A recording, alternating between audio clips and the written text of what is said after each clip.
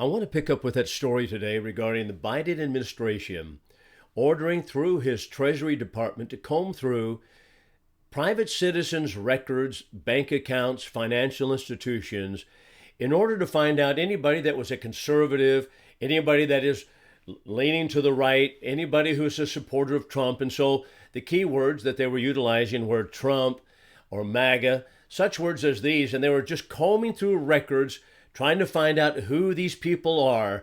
And of course, the reason is always nefarious. The government has no business doing that.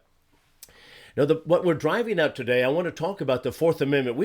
We have lost, we don't even have apparently a Fourth Amendment any longer. So the Fourth Amendment, of course, to the Bill of Rights is that which gives us security from unreasonable searches and seizures in our private effects or private papers or houses, whatever it may be. But the Fourth Amendment has long been forgotten, and the Biden administration shows their dictatorship, the totalitarian type of control that they want to have by simply opening up an open-ended search warrant on anybody's private effects. That is something that actually sparked a revolution 200 years ago. But let's just back up and talk about some of these things. In reality, looking at the broader picture, we have lost the Fourth Amendment due to the 16th Amendment. The 16th Amendment, as you know, is the income tax, and we're coming up on income tax season. And so the income tax amendment, 16th, really, in essence, eliminated the Fourth Amendment. So let's even widen the scope and widen the lens and aperture just a little bit more.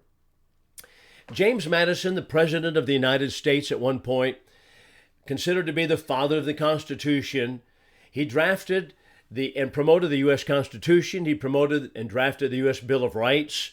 The first 10 amendments, of course, are called the Bill of Rights. And from these sources, the Constitution applies, for example, to a number of governing principles, I should say, are applied to us. That is popular sovereignty, self-government, republicanism, federalism, social contract, the rule of law, limited government. All of these things and more also really flow out of our constitutional principles. But even behind that, those constitutional principles and the Bill of Rights particularly flow right out of a God-centered worldview, out of a biblical-oriented worldview.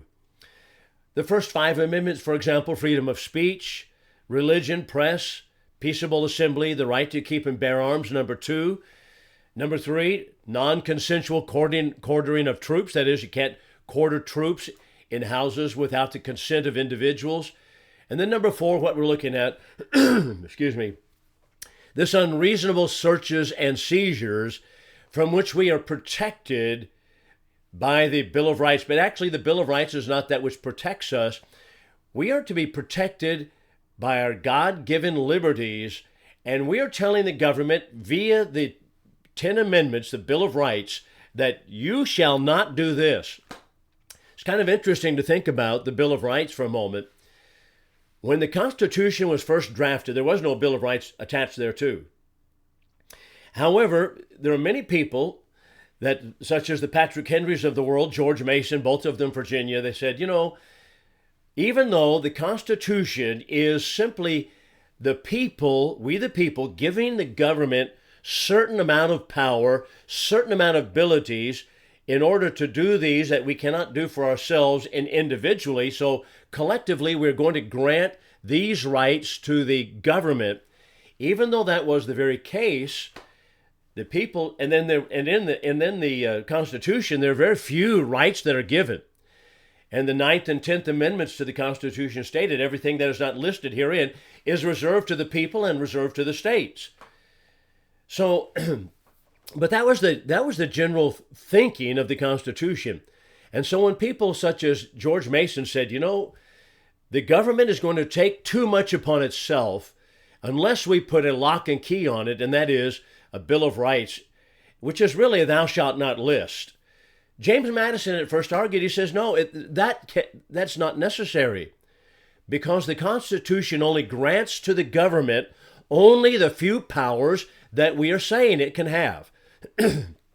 We can see now the far-reaching wisdom and insight that George Mason and Patrick Henry had into human nature, perhaps even better than James Madison, because Madison, he didn't think it was necessary, but many people said, and many states said, you know what, unless we have a lock and key on this thing and just tell the government what it cannot do, and that will be represented in the 10 Amendments, they're going to do it anyway. And so they put the Bill of Rights on there. The Fourth Amendment, and that is, there's not any unreasonable searches and seizures in my personal effects, my papers, my bank accounts, anything of my personal things. The government has no right, without a sufficient warrant, that would have to be signed by a judge, and the judge would only sign it if there is evidence that I have violated law somewhere.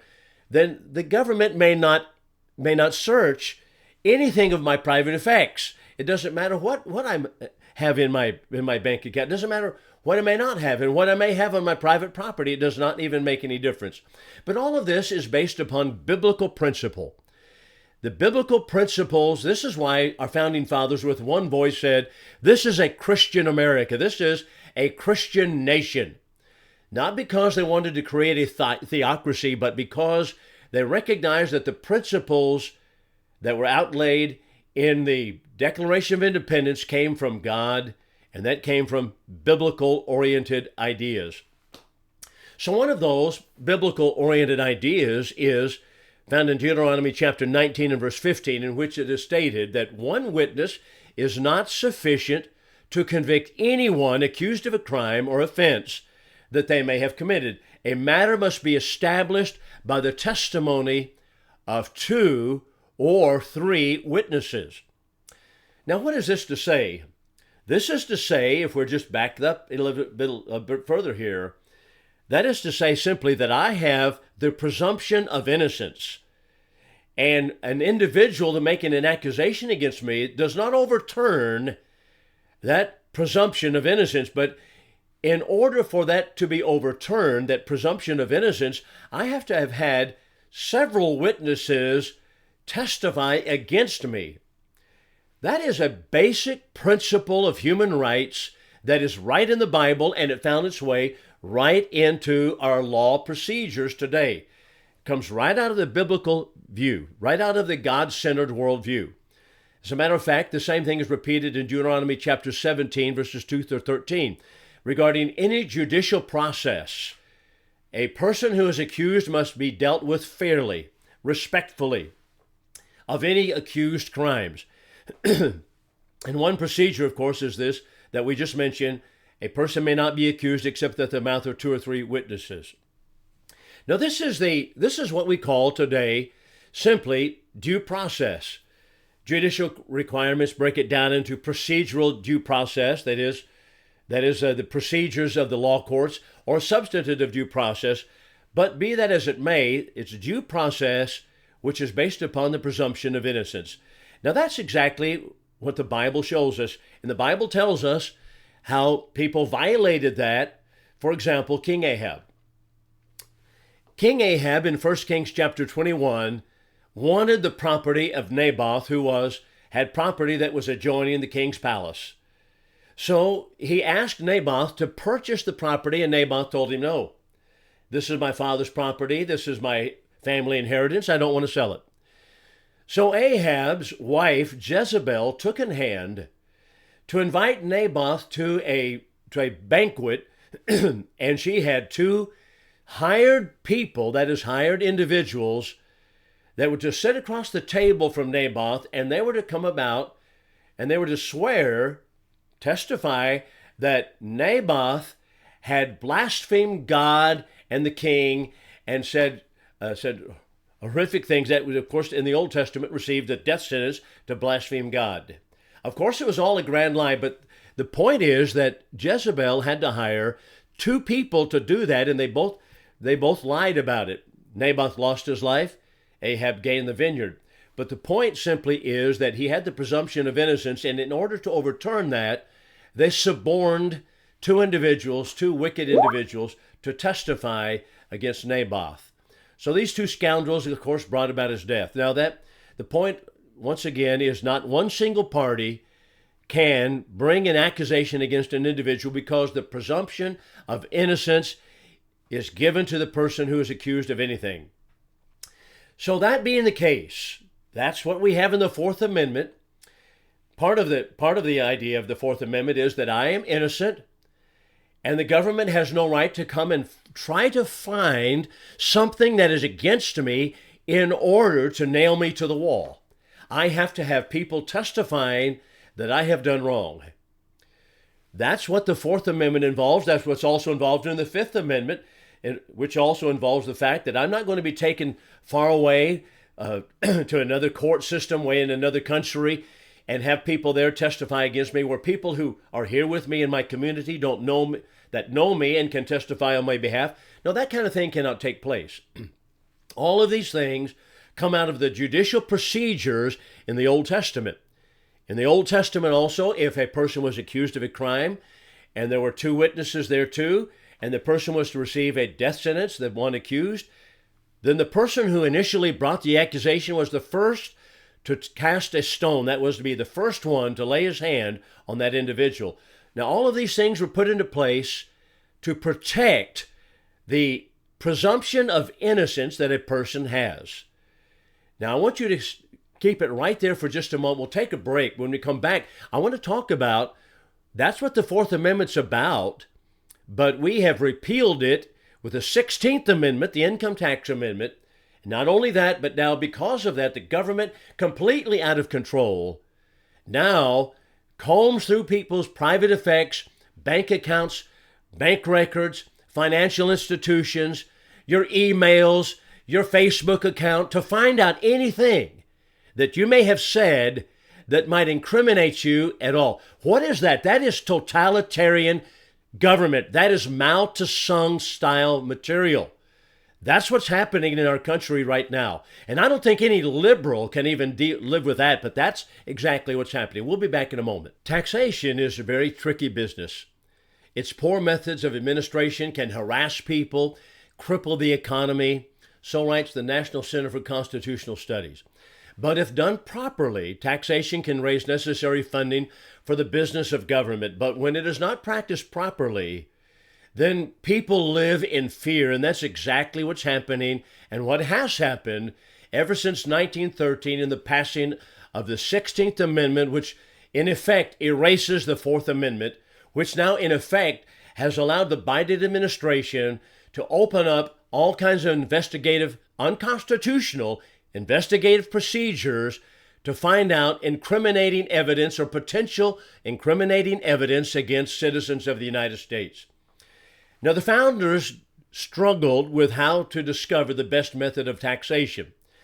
And there were many ways that they discussed how to collect funds and raise funds, but they determined that it was never a good policy, number one, to allow the national government to reach in directly into the pockets of people. However, that's exactly what the 16th Amendment authorizes it to do. There are a few issues in America that causes Americans' temper to rise as much as taxation. Nor is our generation any different from those that preceded it. Early American patriots risked the stern British justice system by dumping a shipload of taxable tea into the bay at Boston, and many of these same men rioted in the streets of Boston to protest the British Stamp Act. National Center of Constitutional Studies has a write-up regarding this. Exactly so. After the Revolutionary War was over, deep-seated concerns about government taxation continued. And just months before the Constitutional Convention began, as you know, the Shays' Rebellion erupted over issues regarding paper money, bank foreclosures, and unfair taxation. And with this history of volatility, it's no wonder that taxation has always been a subject of hot debate in America. Just as an illustration, this is not necessarily a hot debate, but I was teaching a class not long ago regarding taxation. We're talking about it from a biblical perspective, as we mentioned in our first block here. And I was talking to the young people about, in early America, for example, at the Constitutional Convention, Richard Henry Lee of Virginia stood up and said, if we continue with Great Britain, we might be taxed up to 10% of all of our goods. I left it there. I said, what do you all think about that? What do you think about 10% of our goods? 10% of all that you make. Well, they said, 10% ought to go to God. Well, that's right. Should 10% go to the government as well? That's the confiscation. Then I went to the board. I put it on at 50%. I said, we're not dealing with 10% of the Richard Henry Lees any longer. We're dealing with 50%. That is, people that are being taxed, and half of America is not taxed under the income tax system. But half of America is paying 50% of our earnings. We work 2 and 3 jobs. I personally have worked more than one job ever since I've been an adult, simply to make ends meet and to try to get something extra. But we are taxed 50%, and the more you work, the more money that you're paying off in taxes. That is interesting because in the constitutional era, that caused a revolution when they were thinking, wow, the British government might take 10% of our goods. Well, the passage of the 16th Amendment came in 1913. The founders said you cannot reach, and it's very dangerous for the federal government. We don't want the power to be in the federal government hands to reach into the pockets of the citizen, John Q. Citizen, me. But we had a socialist, one who had socialistic leanings, named Woodrow Wilson in the White House. He came right out of the progressive era, and he wanted to get certain things done along with the progressives, and one of them was, of course, a direct income tax, a direct tax on persons' income. And so they crammed through Congress in 1913 the 16th Amendment income tax, and it has become a threat to the constitutional rights of all American citizens. As a matter of fact, it was sold on a lie. They told us at first only so many percentage of Americans would ever be affected by the income tax. A very small percentage, something like 1%. And only something like 5% of your income would ever be affected by that kind of income tax. Well, that, of course, is a grand lie. That's how the government gets a foot in the door, then they kick the door wide open as time goes on, and that's what happened. So unlike the head tax, the income tax is a graduated or progressive tax, which is a system of tax brackets where tax rates increase as income increases. Now, this might sound fair, but it sounds fair only to the lower and middle classes. It is a gross violation of the Fourth Amendment, the right to be secure in our persons, houses, papers, effects against unreasonable searches and seizures. Why is that the case? Because at the 16th Amendment passage, now every American must report everything. That is, the government comes in, says, I want an accounting of every dollar you spend and every dollar you have earned in this last year. Well, that is an unreasonable search and seizure. Not only so, but the graduated income tax shows that it is not fair and equitable assessment of taxes, even-handed taxation, which is also constitutional. No, instead, it is a graduated income tax. Where did that come from? That is Karl Marx. Karl Marx's influence in America has been here since the turn of the last century. I want you to listen to this man, T. Coleman Andrews. He used to be the Commissioner of the Internal Revenue Service, 1955. And I want you to hear what he has to say regarding the 16th Amendment and the Fourth Amendment. Quote, Congress went way beyond merely enacting an income tax law and repealed Article 4 of the Bill of Rights. What's that? Unreasonable searches and seizures. By empowering the tax collector to do the very thing from which the article says we were to be secure. It opened up our homes, our papers, our effects to the prying eyes of the government agents, and set the stage for searches of our books and our vaults, and for inquiries into our private affairs, and whenever the taxman might decide, even though there may not be any justification beyond any mere cynical suspicion. Let's just stop here for a moment. If a person is audited, the presumption of innocence is not yours. As a matter of fact, the presumption of innocence is gone completely because every American has to prove to the government that I have not misspent or I received all my monies legitimately and above board.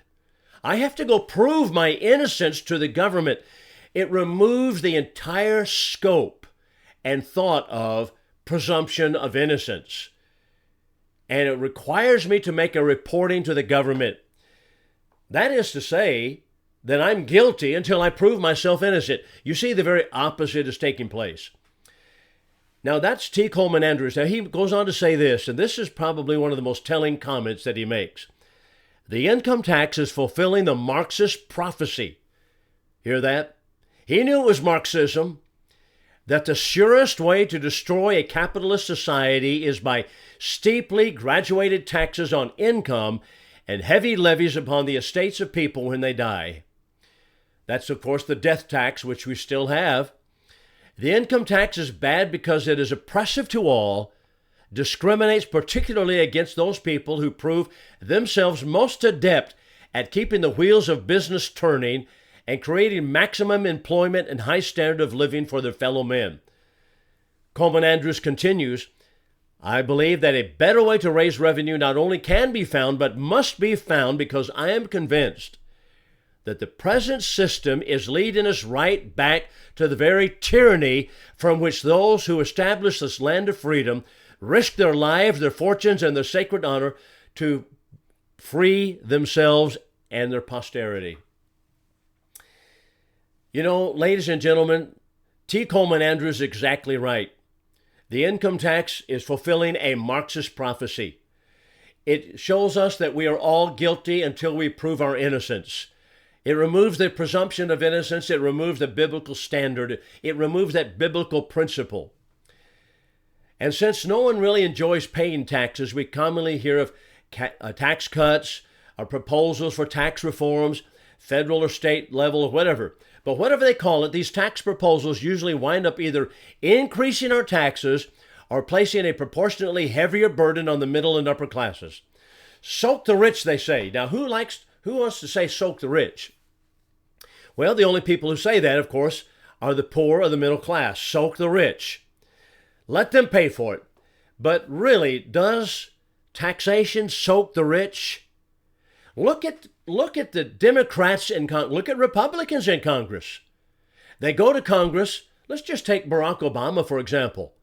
At one point, he claimed he couldn't even get a loan for a house. He didn't even have anything at all to his name. When he comes out of Congress, he has a mansion in Chicago, properties here and there. When he comes out of the presidency, he has a place on Martha's Vineyard and doesn't want any foreign illegals over there, so they voted them off the island. That's Barack Obama. What's happening? The people going to Congress, they get rich. In other words, the income tax doesn't soak the rich. The people who are wealthy hide their money. The people in government have a way to put their money, stash it away and hide it. And the super wealthy don't pay their taxes like the American middle class does. This is just a clever device that they have used all these avenues to protect their wealth. And one of them is called a charitable foundation. George Soros has charitable foundations. Are they taxed? No, they're not.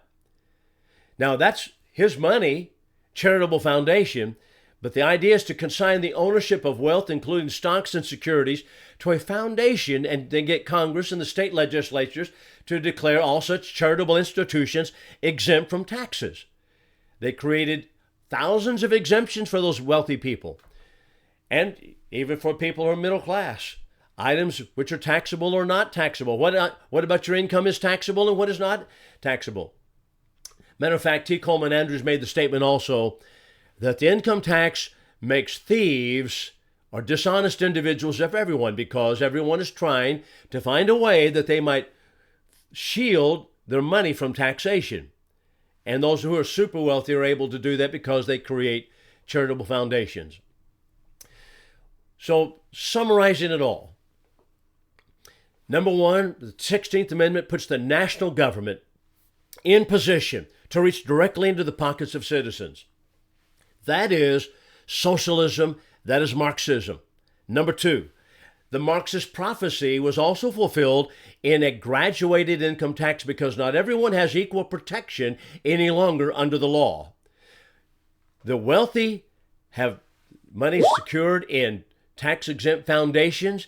The very poor, they don't have any income tax to pay, but the middle class, we are paying out the nose on a graduated income tax bracket system that does not protect our money as much as it protects the poor person's money. A poor man's $1 is more protected than my $1. That's what's happening. That's a graduated income tax system. And not only so, but number three, it repeals the Fourth Amendment. The government now believes that it can go search of whatever without a warrant because you don't have the presumption of innocence any longer. No wonder Joe Biden combs through all the bank records, all the financial institutions to discover exactly what you have spent, what monies you've had transact, and what money you might contribute to Trump. And they want to find out who these Trump followers are. Who are these MAGA people? Who are they? Why do they want to know? Well, you know why they want to know. Because the same reason the J6 prisoners are rotting right now in prison, even without any going standing before a judge. That's what they want done. If you go to January 6th, and I wish I had been there, I would, if I had had an opportunity, I would have been at January 6th, peacefully protesting because I felt like the election was stolen. There are a lot of Americans who are there, but boy, I tell you what, if you showed up, if you have plane tickets that you showed up in Washington, D.C. for that event, they want to find out about it. Why? Because you're guilty until you prove yourself innocent. That's the government that we're living under now. What is that? That's Marxism. That's socialism.